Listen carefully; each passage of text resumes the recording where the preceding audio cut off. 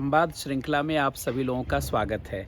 आज हम लोग जिबूती में चीन के द्वारा जो मिलिट्री बेस ऑपरेशनल किया गया है उसके संदर्भ में बात करेंगे। आप जानते हैं कि जिबूती बिल्कुल रेड सी के किनारे, लाल सागर के किनारे स्थित एक देश है। बहुत छोटा सा देश है, 23,000 वर्ग किलोमीटर उसका क्षेत्रफल है। लेकिन जिबूती पूरी दुनिया में इसलिए जाना जाता है कि अपनी जगह को दूसरे देशों को मिलिट्री उपयोग के लिए देता है। इसलिए लोग कहते हैं, क्या आपने सुना है एक ऐसे देश के बारे में जो अपने देश की ज़मीन दूसरे देश के मिलिट्री उपयोग के लिए देता है? जी सुना है, वो जिबूती ही है। जिबूती की लोकेशन उसे महत्वपूर्ण बना देती है। कहा जाता है कि कुछ देश अपने लोकेशन के नाते आगे बढ़ गए। जैसे सिंगापुर अपने लोकेशन का लाभ उठा करके विकसित देश बन गया, और उसी लालच में श्रीलंका ने भी सोचा कि हम भी क्यों ना हिंद महासागर का सिंगापुर बन जाएं अपने लोकेशन का लाभ उठा करके, क्योंकि श्रीलंका का भी लोकेशन सिंगापुर जैसा ही है।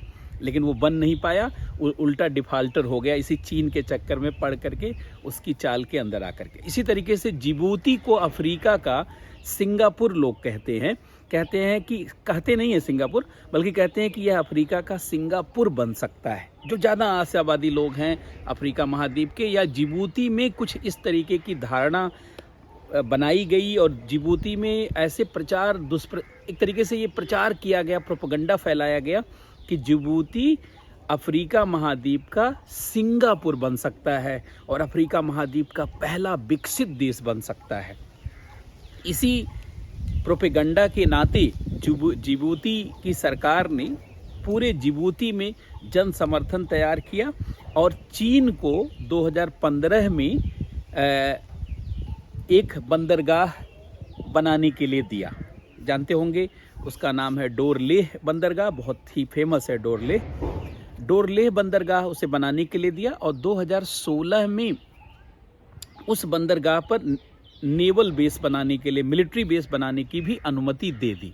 और 2021 तक ये जो है चीन का जो नेवल बेस है वो ऑपरेशनल हो गया, और चीन के बाहर पहला मिलिट्री बेस जिबूती का डोरलेह बन गया, जो ऑपरेशनल हो गया है। और चीन की नेवी वहाँ तैनात है, चीन के सैनिक वहाँ पर तैनात हैं, जिसके नाते अब जिबूती पूरी दुनिया में एक चर्चा का केंद्र बन गया। यद्यपि जिबूती में ऐसा नहीं कि केवल चीन का ही नेवल बेस या मिलिट्री बेस है, उससे पहले से अमेरिका का वहाँ पे मिलिट्री बेस है, फ्रांस का मिलिट्री बेस है, जापान का मिलिट्री बेस है, इटली का मिलिट्री बेस है।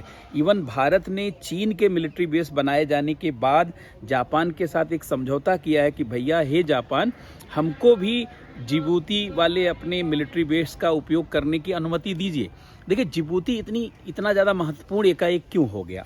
पहली बात तो जिबूती हार्न ऑफ अफ्रीका, जिसे अफ्रीका का सींग कहा जाता है, उसमें स्थित है। हार्न ऑफ अफ्रीका एक ज्योग्राफी का टर्म है जिसमें 4 देश आते हैं: सोमालिया, इथोपिया, जिबूती और इरिट्रिया।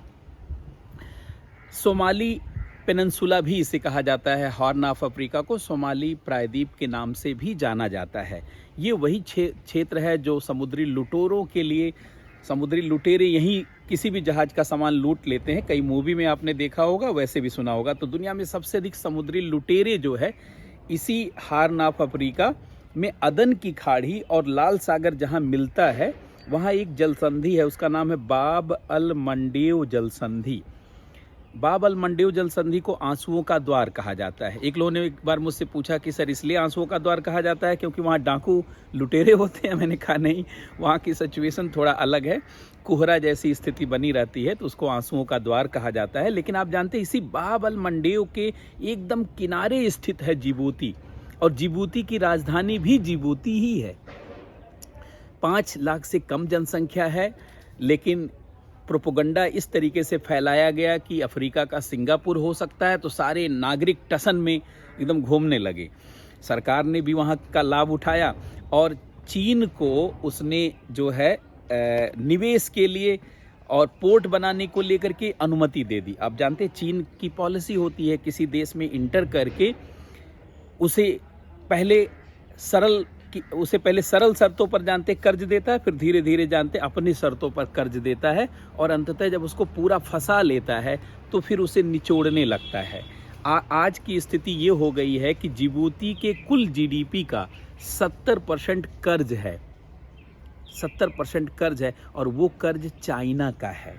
अब आप सोचते, आईएमएफ ने 2018 में ही अल्टीमेटम दिया था, हे जिबूती, आप जो चाइना से कर्ज ले रहे हो, ऋण के जाल में फंस सकते हो, डेट क्राइसिस आ सकती है, और अंततः आ भी गई। कोरोना महामारी के दौरान जिबूती ऋण के जाल में फंस गया। उसकी भी लगभग वैसी ही हाल हो चुकी है जैसी श्रीलंका की डिफाल्टर होने की दशा में हुई। श्रीलंका भी जानते हैं चीन के जाल में फंस करके हम्बनटोटा बंदरगाह उसने दिया और वहाँ पे निवेश करवाया, और अंततः उससे ज़्यादा से ज़्यादा कर्ज लिया।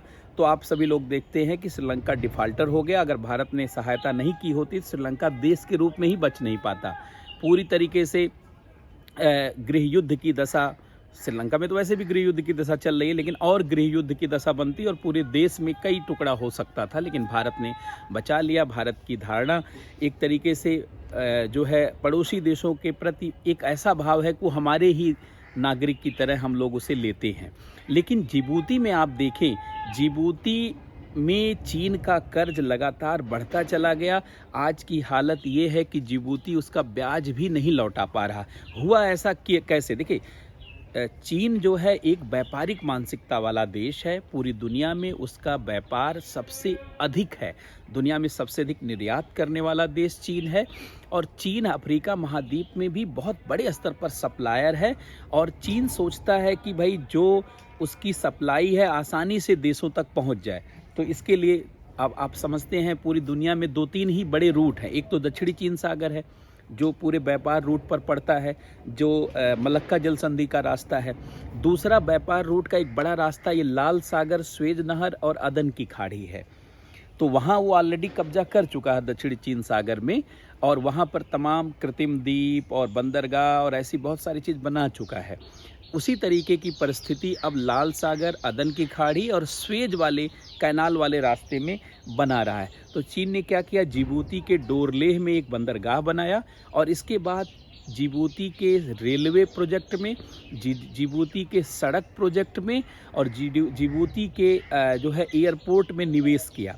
और उसको इथोपिया से उसने सड़क को जोड़ा, उसको जो है सोमालिया से जोड़ा, और उसको जो है इरिट्रिया से जोड़ा, और बाकी अफ्रीका के अन्य देशों से जोड़ करके, ताकि अगर कोई भी सामान वहाँ पे उतारे तो बाकी देशों में उसे पहुँचाया जा सके, बाकी देशों तक सप्लाई किया जा सके, और वहाँ से रॉ मटेरियल को वापस लाया जा सके।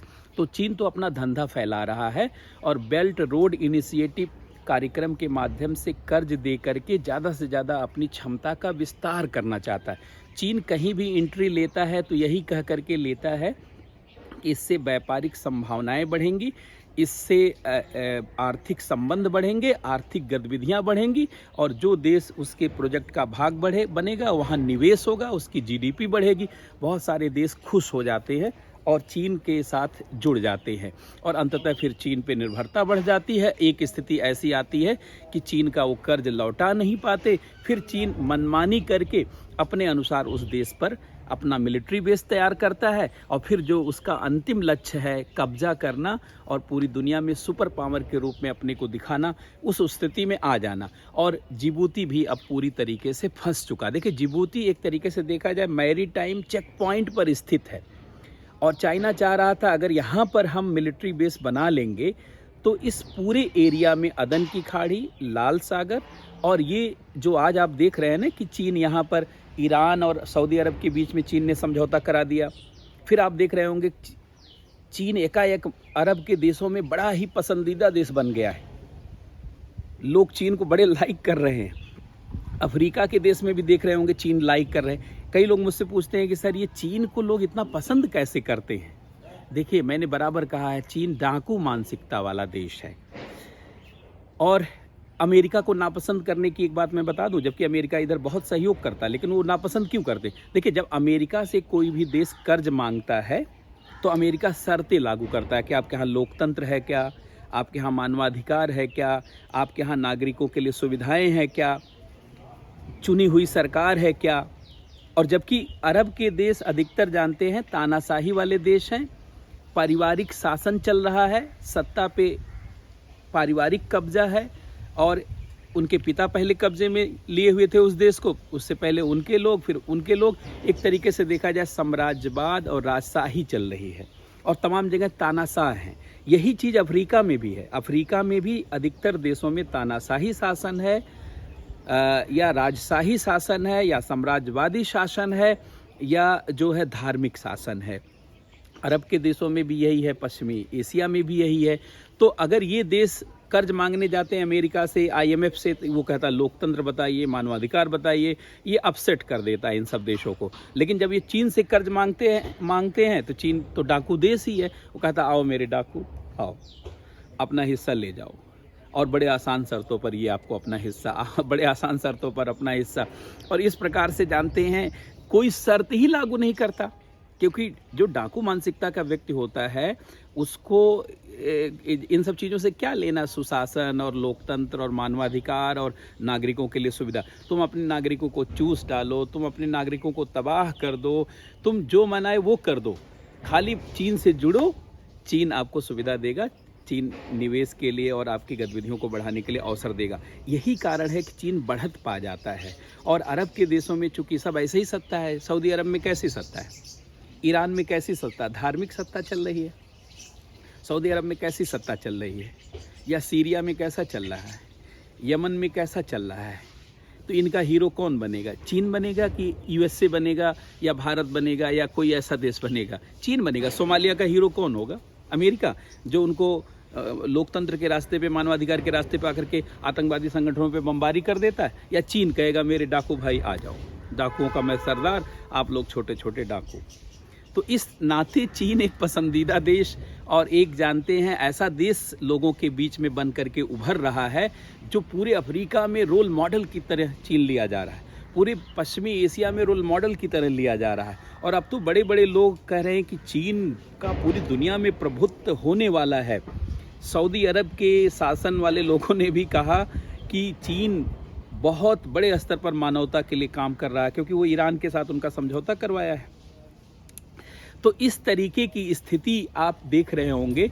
तो जिबूती एक जानते हैं शक्ति का केंद्र बन रहा है, एक मिलिट्री का केंद्र बन रहा है और एक ऐसा केंद्र बन रहा है जो पूरी दुनिया में चर्चा का मुख्य जानते हैं बिंदु बन चुका। इवन जो फ्रांस के राष्ट्रपति रह चुके हैं मैक्रो, उन्होंने स्वीकार किया कि जिबूती में चाइना की स्थिति और अफ्रीका में चाइना की स्थिति ऐसी हो चुकी है कि अब यहाँ चाइना के बिना जो है अफ्रीका में बातचीत करना या चाइना के बिना किसी गतिविधि को बढ़ाना संभव नहीं है। चाइना यही चाहता भी था, चाइना यही चाहता था कि हिंद महासागर पर उसका एकाधिकार हो, पूरी दुनिया के ट्रेड रूट पर उसका एकाधिकार हो, पूरी दुनिया के मैरीटाइम चेक पॉइंट पर उसका कब्जा हो, और उसी धारणा के तहत जिबूती में ऐसा हो चुका है। तो जिबूती की घटना बहुत इम्पॉर्टेंट है। आप सभी लोगों से मेरा अनुरोध है कि जिबूती को पढ़ें, हार्न ऑफ अफ्रीका को भी देखें कि कितने देश हैं। हार्न ऑफ अफ्रीका में 4 देश हैं। इरिट्रिया की राजधानी क्या है, सोमालिया की क्या है, इथोपिया की क्या है, जिबूती की क्या है, बाब अल मंडेव जल संधि क्या है, अदन की खाड़ी कहाँ है, लाल सागर कहाँ पे है, और अफ्रीका का सिंगापुर बनने की क्षमता क्यों जिबूती के पास है, खाली लोकेशन का फ़ायदा। तो ये सारे पॉइंट अब इम्पॉर्टेंट है एग्ज़ाम के नज़रिए से, और साथ ही साथ ऐसे सारे स्ट्रेटजिक पॉइंट जैसे मलक्का जल संधि भी इम्पॉर्टेंट हो जाती है, पूरा अरब सागर के किनारे के देश इम्पॉर्टेंट हो जाते हैं, लाल सागर के किनारे के देश इम्पॉर्टेंट हो जाते हैं, खाड़ी के देश इम्पॉर्टेंट हो जाते हैं। तो इस नाते इन सभी चीज़ों को ध्यान रखेंगे। संवाद श्रृंखला में इसी तरीके से हम लोग चर्चा करते रहेंगे और अनेक परीक्षा के हिसाब से महत्वपूर्ण बिंदुओं पर ध्यान दिलाते रहेंगे। बहुत बहुत धन्यवाद, बहुत बहुत नमस्कार।